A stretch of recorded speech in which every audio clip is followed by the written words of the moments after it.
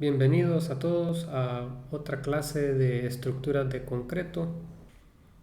En esta ocasión veremos el tema de flexocompresión en columnas de concreto reforzado. Veremos el comportamiento de estos elementos sometidos a la acción combinada de una carga axial a compresión y un momento o lo equivalente que es una carga con una excentricidad. Para ello comenzaremos con un repaso de la teoría del comportamiento de vigas, la teoría de equilibrio de fuerzas y la de compatibilidad de deformaciones, y con esto se tiene el modelo para realizar el análisis de una columna sometida a compresión y flexión. Y finalmente haremos un ejemplo. Comencemos con el repaso de vigas. En el modelo de la viga de concreto reforzado, el modelo real es este que tenemos a la izquierda, en la figura A, donde tenemos una distribución de la compresión en la zona de concreto, ¿verdad? Que tiene una forma cercana a una parábola. Y tenemos esta fuerza de tensión que es llevada por el acero, ¿verdad? Sabemos que el concreto no resiste tensión o es muy poca su resistencia a tensión, entonces no es considerada, a no ser solamente la parte que está a compresión, que tiene hasta la profundidad del eje neutro, que está dada por el valor de X. Ok, la resistencia Mn vendrá dada por los aportes que da la resistencia a compresión del concreto y la resistencia de tensión que ofrece el acero. Entonces tenemos estas dos fuerzas más la de la resistencia, y con ello podemos obtener o despejar para encontrar el valor de la resistencia de esta configuración de cargas internas en el elemento de la viga. Lo usual en concreto reforzado es de convertir esta distribución parabólica, cercana parabólica, a una distribución uniforme rectangular, como la que tenemos al lado derecho en la figura B. Esto se hace con la conversión de la distancia al eje neutro a un valor de A, el cual se realiza con este coeficiente de beta 1.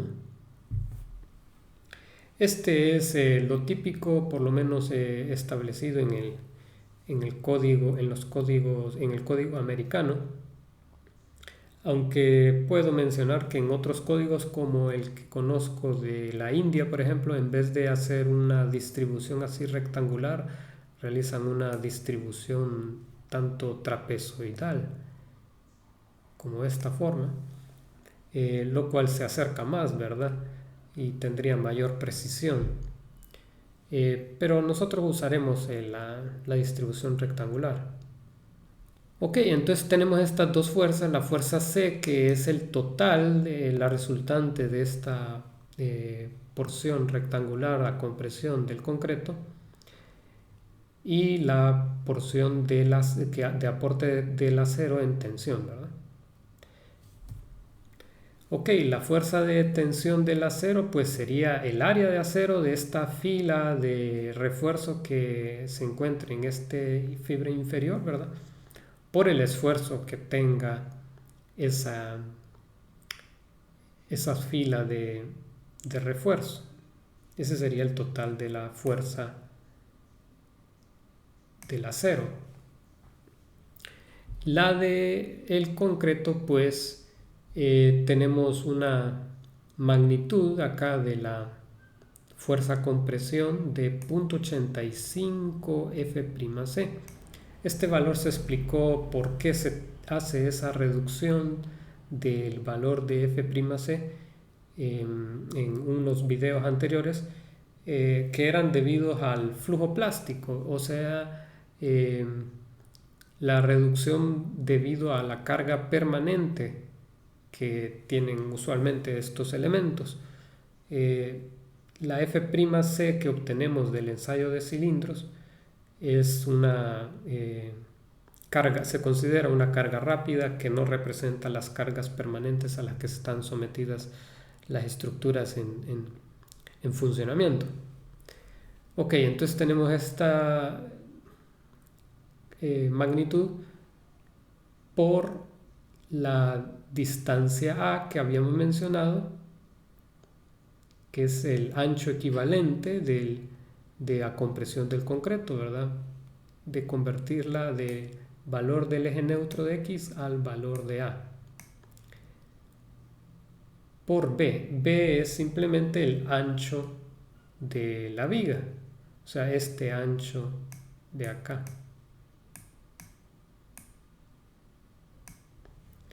Entonces esa sería la magnitud total que tiene la fuerza de compresión en el concreto.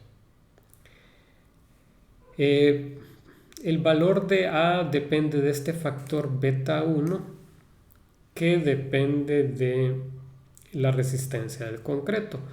Los concretos que son de mayor resistencia usualmente tienden a ser más frágiles. Tienen mayor resistencia, pero su falla es más abrupta que los concretos de menor resistencia.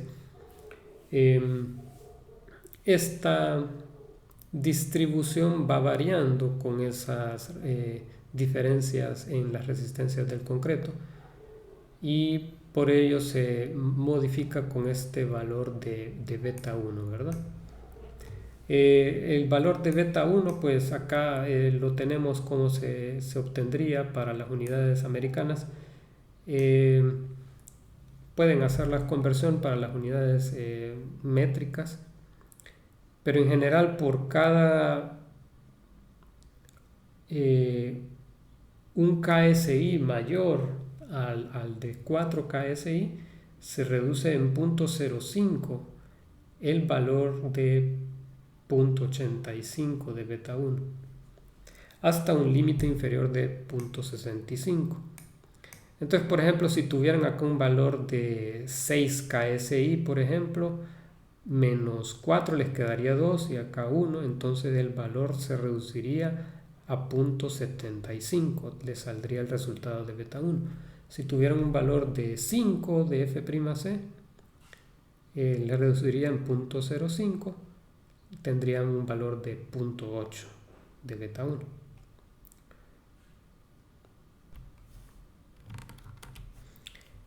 Aunque bueno, el valor usual que estarán obteniendo para el valor de beta 1 pues sería de 0.85 para el F'C común de 4 KSI. Valores mayores pues no hay, el límite es 0.85, valor superior, y el valor inferior de 0.65. Pero recuerden que aunque el valor es 0.85, no lo confundan con este otro valor. Son diferentes, ¿verdad? Este es debido a la carga sostenida, ¿verdad? Mientras que beta 1 es por el cambio que tiene esta configuración de la distribución de la carga a compresión en el concreto debido a la resistencia, a la diferencia de comportamiento de concretos de mayor resistencia. Entonces son diferentes parámetros, ¿verdad? Bueno, entonces, ¿cómo obtenemos la resistencia a flexión de la viga? ¿Cómo es que la obteníamos?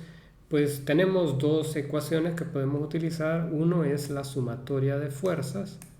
Con la sumatoria de fuerzas podemos obtener este término de A que desconocemos, y sumatoria de momentos.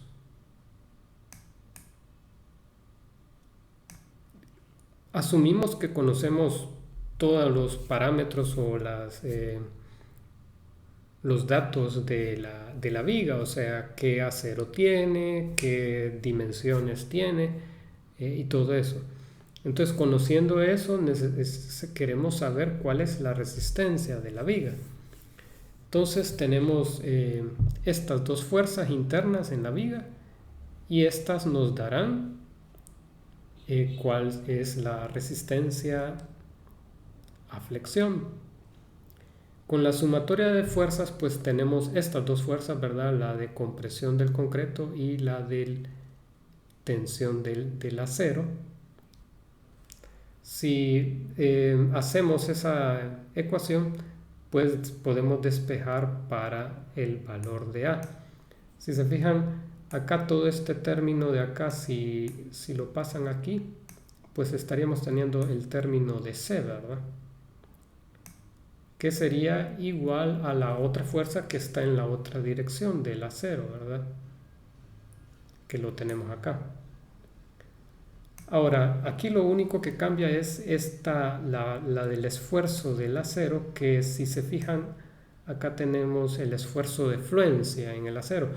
Eso es debido al diseño, o estamos asumiendo ahorita nosotros en esta discusión de la resistencia de la viga como una viga subreforzada, que es el diseño que se busca en concreto reforzado, debido a su buen comportamiento en ductilidad, ¿verdad? Por su ductilidad.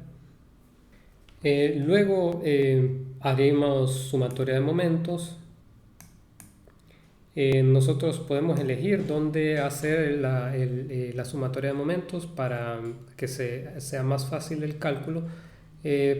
Podríamos hacerlo en esta posición para eliminar la fuerza del acero, o lo podemos hacer en la posición de la fuerza resultante del concreto, que es lo típico y lo más fácil, porque la expresión del concreto es un poco, depende de A también, ¿verdad?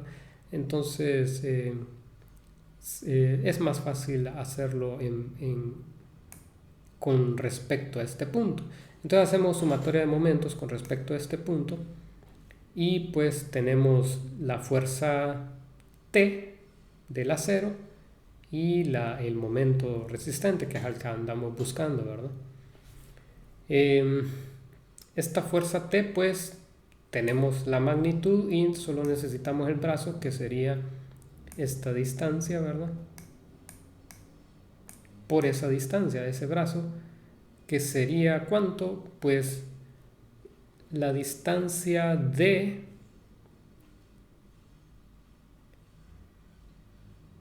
es la distancia desde la fibra compresión hasta la posición del acero,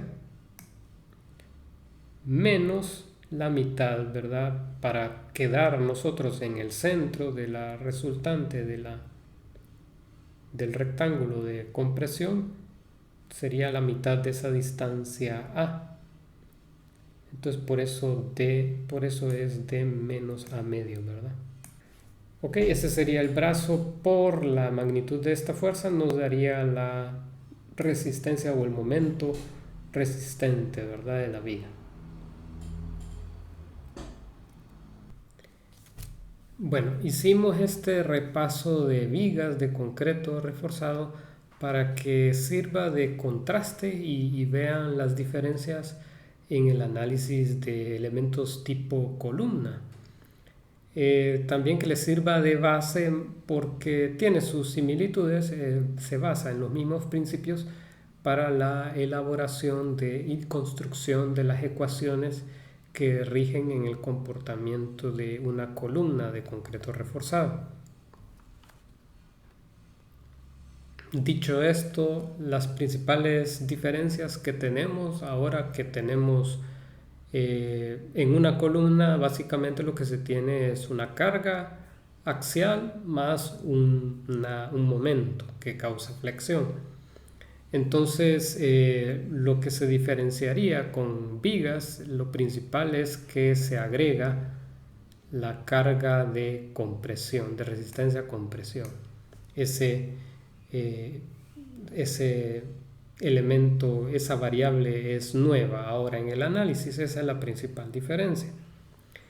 Luego, estas son diferencias específicamente a la asunción que establecimos ahorita en el ejemplo, que era una viga subreforzada, ¿verdad?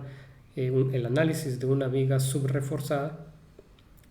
Entonces, en general, pues no estaremos considerando que el esfuerzo del acero sea igual al esfuerzo de fluencia. Eso lo pudimos hacer en el ejemplo anterior porque consideramos que la viga es subreforzada. Entonces el esfuerzo este tendrá que calcularse y será el mínimo de esos dos valores, ¿verdad? Ya sea el esfuerzo que calculemos o el esfuerzo de fluencia, que es el límite.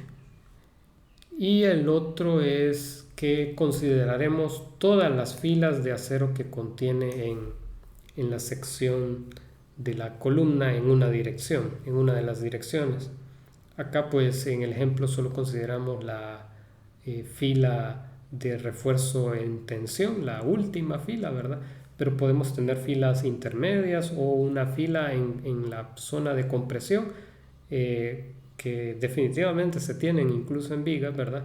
Pero por simplicidad se pueden despreciar porque su aporte no es mucho, pero en columnas pues las estaremos considerando.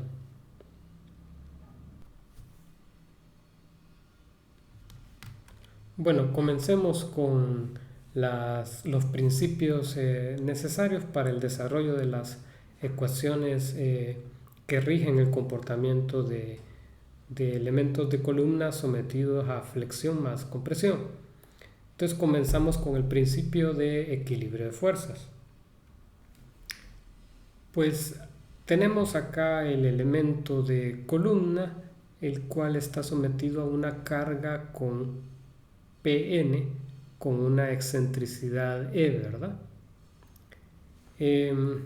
Esto es equivalente a tener una carga Pn axial y un momento, ¿verdad? Que sería igual a la carga por esa excentricidad. Si hacemos una sección al elemento de columna, pues tenemos estas fuerzas internas que se muestran en la figura B. En esta sección de la columna pues observamos las tres filas de acero para este ejemplo, ¿verdad? Las cuales cada una lleva una fuerza, que es la área de acero por el esfuerzo que tenga esa fila de refuerzo. Entonces tenemos la fila que está más cercana a la zona de compresión y las numeramos desde la zona de compresión hasta la zona de tensión 1, 2 y 3, ¿verdad? Entonces las fuerzas del acero pues es su área de esa fila de refuerzo por el esfuerzo que lleven, ¿verdad? Luego tenemos la otra fuerza que tenemos, de nuevo es la misma de anterior que hemos visto, de la de compresión del concreto, con una intensidad de 0.85 F'C, ¿verdad? Y bueno, el valor de A del rectángulo equivalente también se obtendría de la misma manera.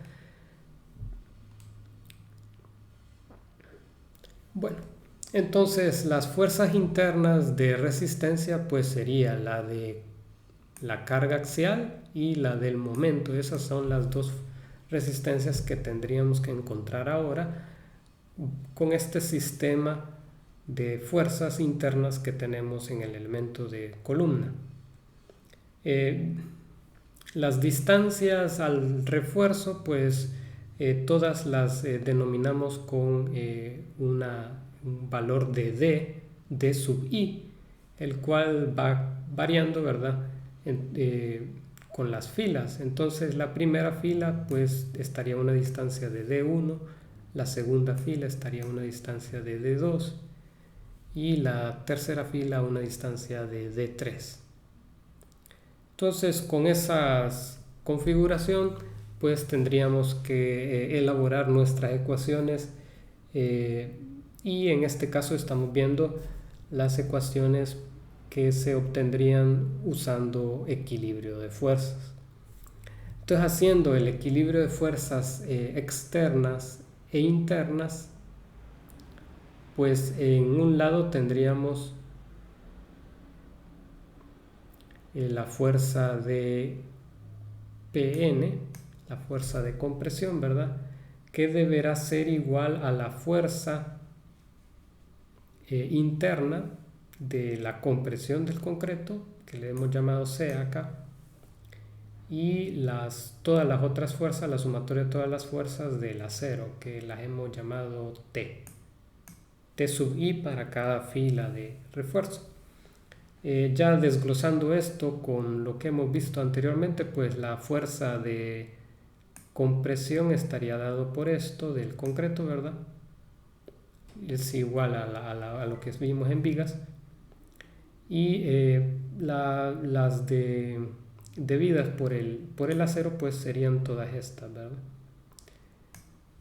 Si se fijan, acá las primeras dos las hemos considerado que están en el sentido de compresión, y la última del refuerzo pues está en sentido de tensión, y por eso los signos, ¿verdad? Ok, esta sería la ecuación que nos daría la resistencia a compresión del elemento.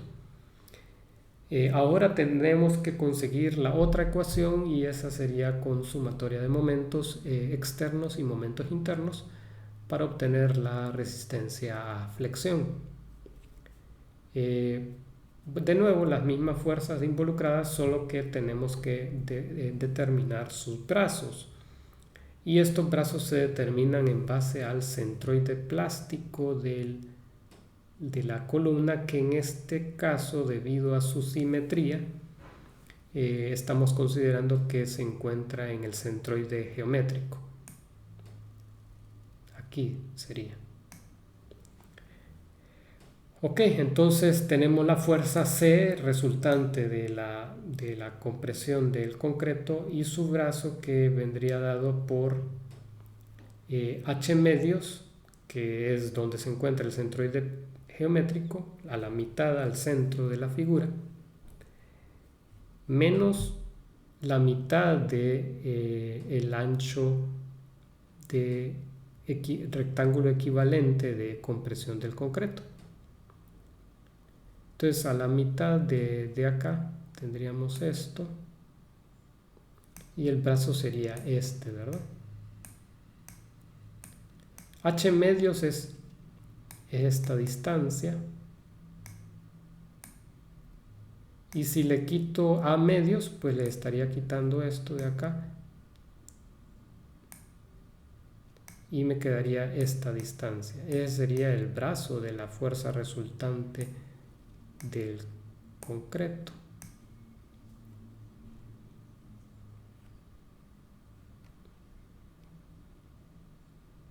Bueno, y la del acero pues sería la sumatoria de todas las fuerzas de las filas de acero por sus brazos, ¿verdad?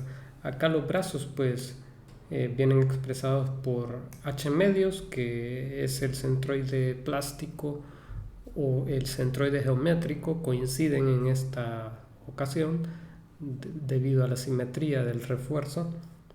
Eso es una consideración que estamos haciendo, y menos la distancia desde la fibra de compresión del refuerzo, de la fibra de compresión del elemento, a la distancia donde se encuentra el refuerzo. Entonces, por ejemplo, un ejemplo es este, ¿verdad? Esta distancia H medios menos D1, donde D1 es la distancia de esta de acá. Y entonces el brazo sería H medios, que es toda esta distancia, ¿verdad? Menos esta distancia. Ese me daría el brazo de la primera fila de refuerzo. La fila del centro, pues esa no tendría un brazo, por lo menos en este ejemplo. Y la fibra extrema a tensión pues me quedaría D3 menos H medio, ¿verdad? Los signos son controlados por el valor del esfuerzo del acero que se encuentra acá y la posición de las filas de refuerzos, si se fijan. Por ejemplo, veamos este ejemplo de acá una fila de acero que está en la zona de compresión. Pues entonces este esfuerzo estaríamos esperando que me dé positivo y por ende el valor de acá de esta fuerza sería positiva, ¿verdad? Y acá esta diferencia pues tenemos valores de D menores que H medio, ¿verdad? Entonces acá me estaría dando un valor positivo y entonces estaría dando un aporte positivo en general a la resistencia a flexión.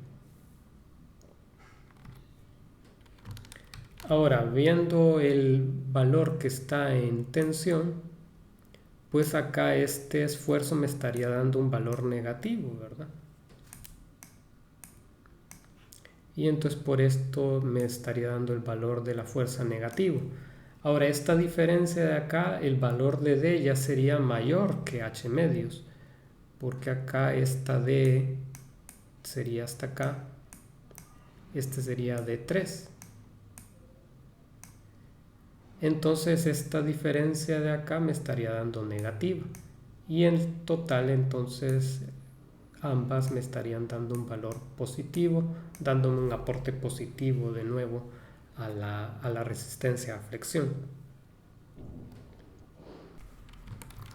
Bueno, desarrollando cada uno de los valores en sus términos correspondientes, tenemos esta expresión con cada una de las variables que influyen en su determinación de la resistencia a flexión. Entonces esta parte pues es el aporte del concreto y esta parte de acá es la del acero, ¿verdad? Ya agrupando los términos y resumiendo las dos resistencias, tenemos estas ecuaciones. Estas serían las ecuaciones finales para calcular las resistencias tanto a carga axial como a flexión, ¿verdad?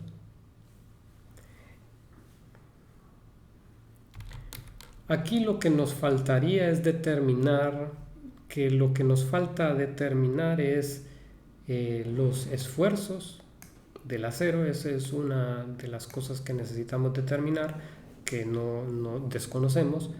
Y la otra también es el término de A, que también esto lo ocupábamos en vigas, determinar.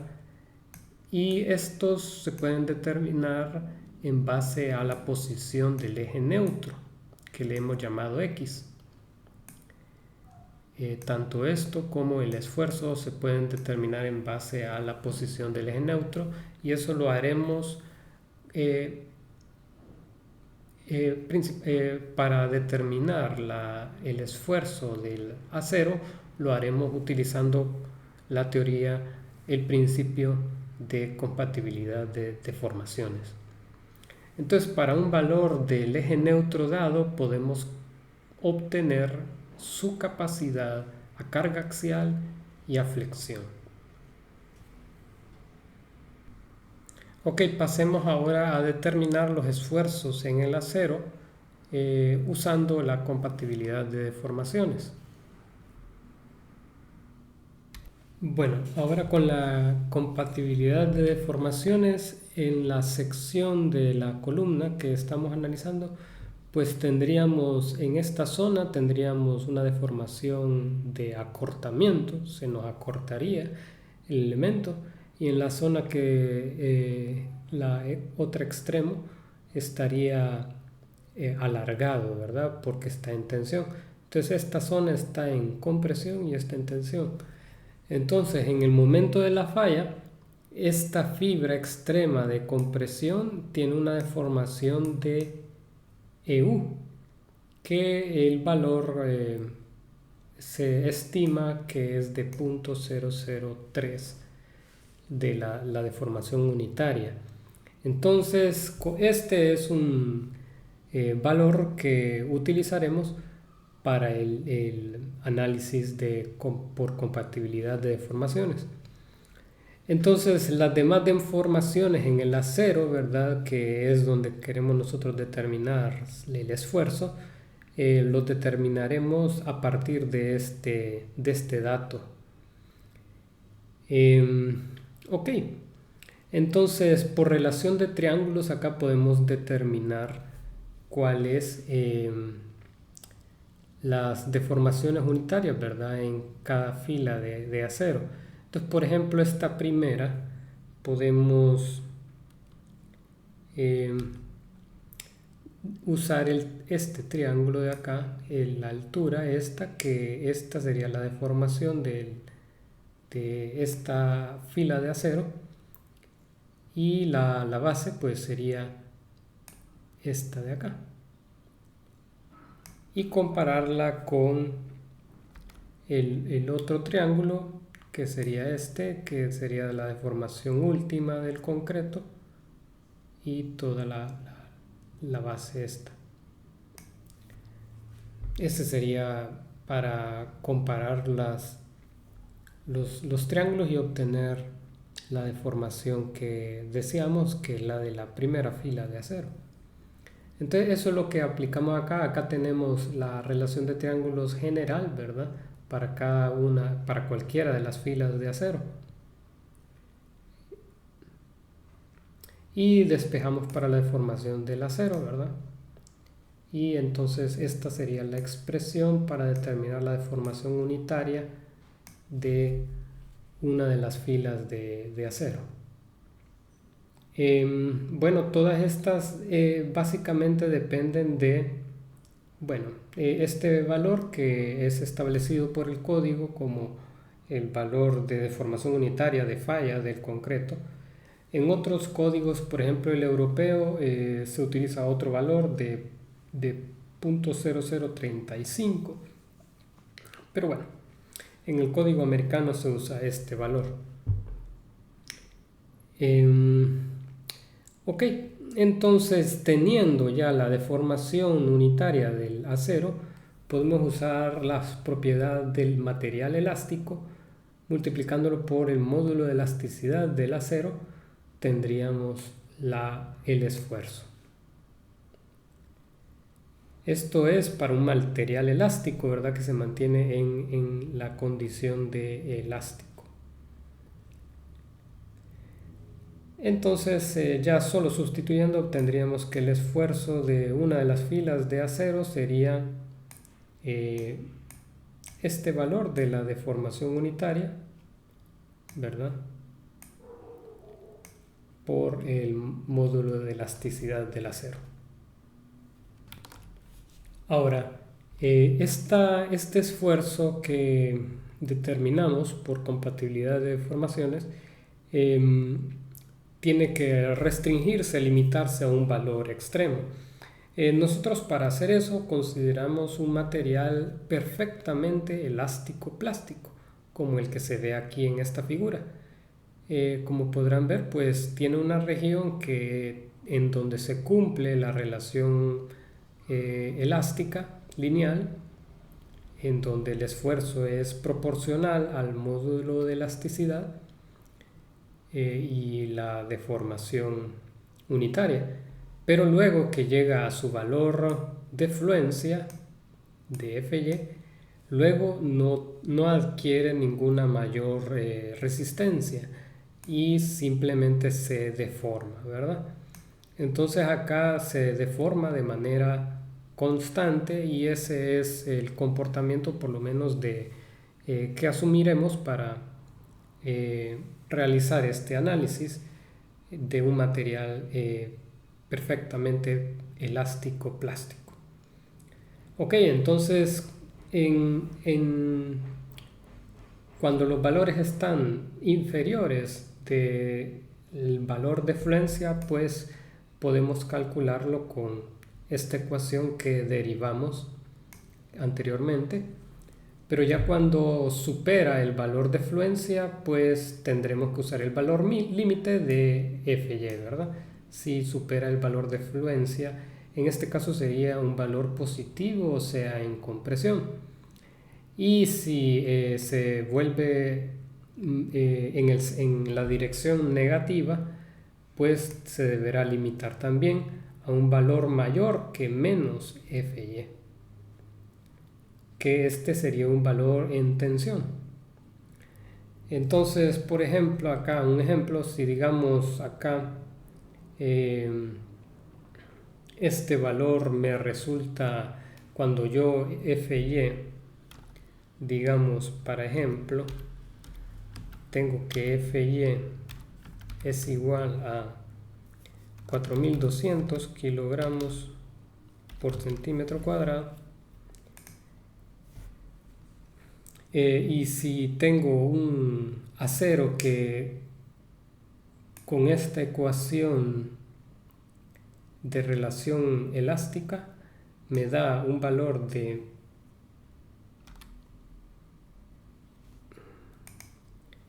menos 4500, digamos,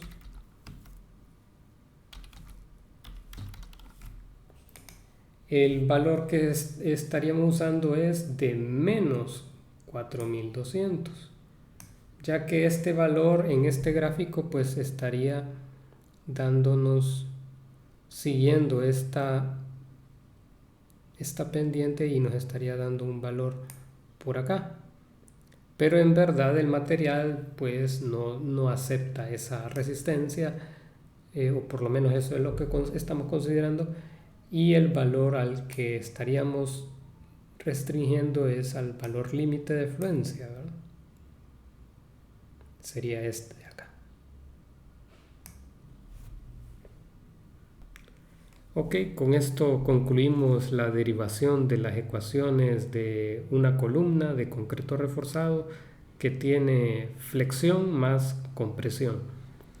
En la segunda parte de este video desarrollaremos un ejemplo ilustrativo de cómo se usan estas ecuaciones para una posición del eje neutro en específico. Entonces, si quieren, nos vemos. Espero les haya gustado el video y nos vemos hasta la próxima. Que estén bien.